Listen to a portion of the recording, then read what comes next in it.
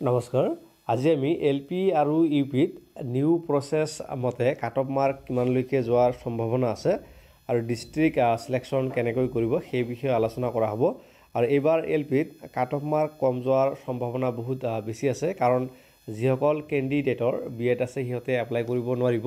আৰু NIOS candidate সকলো apply কৰিব নোৱাৰিব বিশেষকৈ এই দুটা কাৰণত এবাৰ এলপিত কাট অফ মাৰ্ক কম যাব আৰু এবাৰ ইউপিত হাই হোৱাৰ সম্ভাৱনা আছে কাৰণ ইউপিত পোষ্টৰ সংখ্যা বহুত কম আছে আৰু এইখন আমাৰ এডভাৰটাইজমেন্ট হয় যে ডিস্ট্ৰিক্ট ওয়াইজ ক্যাটেগৰি ওয়াইজ কোনখন ডিস্ট্ৰিক্টত কোন ক্যাটেগৰিত কিমান পোষ্ট আছে গোটেইখিনি ডিটেইলছ দিয়া আছে যদি আপোনালোকৰ লগত নাই এখন স্ক্ৰিনশ্বট মাৰি ল'ব আৰু এইখন চাই আপোনালোকে এপ্লাই কৰিব পাৰিব আৰু এটা বস্তু ভালদৰে চাব যে ওবিসি এমওবিসি বা আদাৰ কাষ্টৰ যিসকল ক্যান্ডিডেট আছে সিহঁতে যদি জেনাৰেলত পাছ কৰে তেতিয়াহলে প্ৰথমতে যদি জেনাৰেলত মাৰ্ক থাকে তেতিয়াহলে জেনাৰেলত চাকৰিটো পাব আৰু যদিহে জেনাৰেলত মাৰ্ক নাথাকে তেতিয়াহলে আদাৰ কাষ্টত গুচি যায় আৰু যিসকলৰ ওবিসি বা এমওবিসি আছে ইয়াতে চাব যে যদি ডিব্ৰুগড় ডিস্ট্ৰিক্টখন চাই ধুবুৰী ডিস্ট্ৰিক্টখন চাই ইয়াতে আছে 112টা পোষ্ট আছে ওবিসি আৰু এমওবিসি আৰু ইউআৰত আছে 76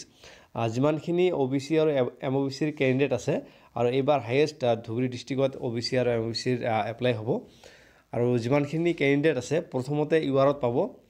যদিহে মাৰ্ক থাকে ইউআৰত চাকৰিটো পাব আৰু মাৰ্ক যদি নাথাকে তেতিয়াহলে ওবিসি বা এমওবিসি লৈ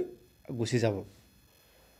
আৰু আপোনালোকে প্ৰথমতে এই বস্তুখিনি ভালদৰে চাব যে কোন ক্যাটেগৰিত কিমানটা পোষ্ট দি আছে এই গোটেইখিনি চাব আৰু চোৱাৰ পিছত আপোনালোকে এটা বস্তু আইডিয়া কৰিব যে কিছুমান ডিস্ট্ৰিক্টত কাট অফ বৰ হাই হয় আৰু কিছুমান ডিস্ট্ৰিক্টত কাট অফ বৰ বহুত কম যায় যদি আপোনালোকে 2023 চনৰ যেটো ৰিক্ৰুটমেন্ট হৈছিল তাতে আপোনালোকে লিষ্টবোৰ চাব যে কোনবোৰ ডিস্ট্ৰিক্টত আগতে কাট অফ বৰ হাই গৈছিল বা কোনবোৰত কম গৈছিল আজি আমি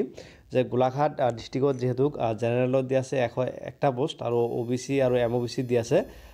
26টা পোষ্ট গতিকে আজি আমি গোলাঘাট ডিস্ট্ৰিক্টত কাট অফ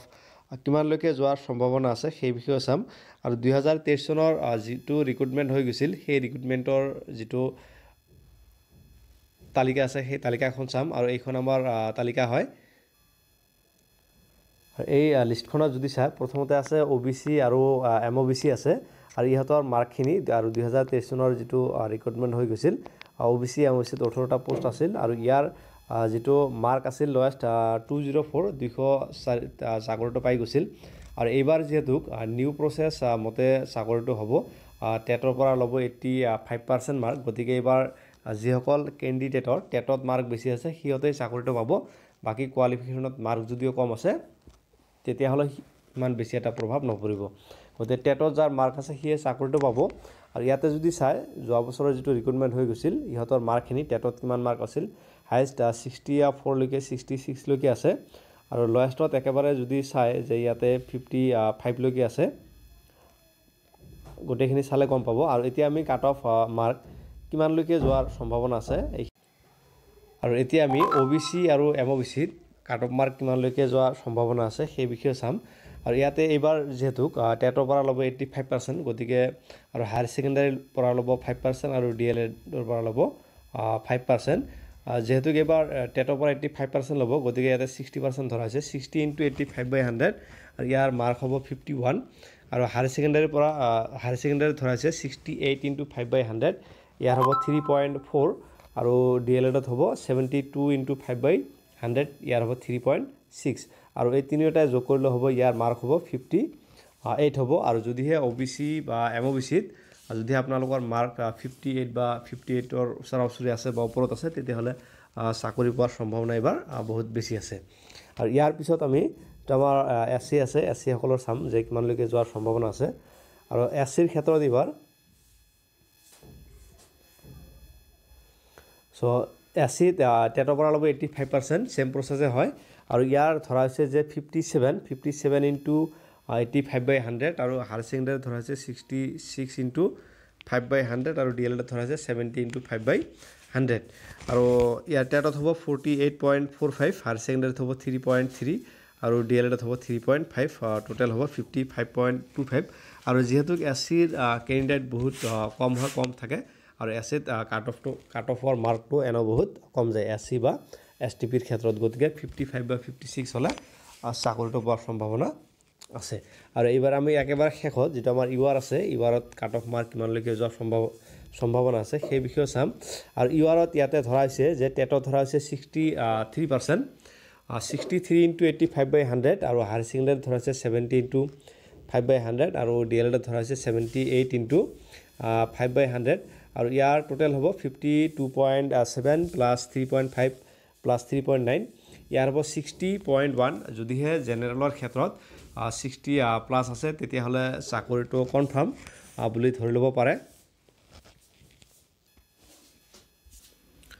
আৰু এতিয়া আমি যে ইউপিত কাট অফ মাৰ্ক কিমানলৈকে যোৱাৰ সম্ভাৱনা আছে সেই বিষয়ে চাম আৰু ইউপিত যেহেতু প্ৰশ্নৰ সংখ্যা কম আছে গতিকে ইয়াৰ কাট অফ মাৰ্কটো অলপ হাই হোৱাৰ সম্ভাৱনা আছে যেহেতু ইউপিত টেটৰ পৰা ল'ব 80% ল'ব হায়াৰ ছেকেণ্ডাৰী 5 BA 5 আৰু বিএডৰ পৰা ল'ব বিএড বা ডিএলএডৰ পৰা ল'ব 5% ইয়াতে চাম যে টেটৰ পৰা লোৱা হৈছে ইয়াতে 65% গতিকে 65 into 80/100 আৰু হায়াৰ ছেকেণ্ডাৰী 70 into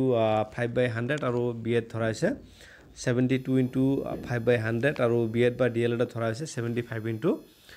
5/100 আৰু ইয়াৰ টোটেল হ'ব 52 প্লাছ 3.5 প্লাছ 3.6 প্লাছ